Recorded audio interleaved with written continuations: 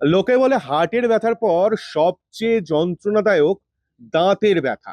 এখন তো চিকিৎসকেরা যত্ন করে দাঁতের চিকিৎসা করেন, কিন্তু সেকালের কলকাতাতেও কি খুব যত্ন করে দাঁতের চিকিৎসা করা হতো?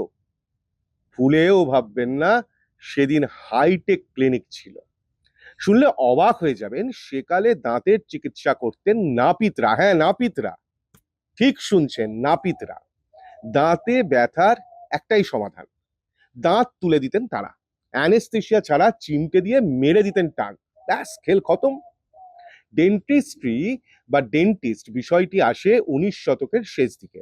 একদিকে বাজার কাঁপাচ্ছেন চীনা ডেন্টিস্টরা, যাদের বউবাজার অঞ্চলে দোকান, আর অন্যদিকে সাহেবদের থেকে ডেন্টিস্ট্রি শিখে দাঁতের চিকিৎসা করছেন বাঙালি ডেন্টিস্টরা। কিন্তু চীনাদেরই নাম ডাক খুব হলো, কারণ তারা অল্প খরচেই সে কলকাতায় দাঁতের চিকিৎসা করতেন, সঙ্গে হাত যশ। ব্যাস, লোকে চীনা ডেন্টিস্টদের কাছেই ছুটতে লাগলেন।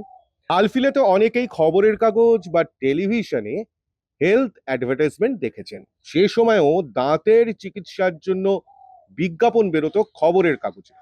ট্যাগলাইনে কেউ লিখতেন বিনা যন্ত্রণা, কেউ আবার লিখতেন নকল দাঁতের কথা। তবে উন্নত মানের ডেন্টিস্ট্রিকে কলকাতায় নিয়ে আসেন রফিকুদ্দিন আহমেদ। না না, তিনি মোটেই রফি আহমেদ নন। রফি আহমেদ ছিলেন একজন রাজনীতিবিদ।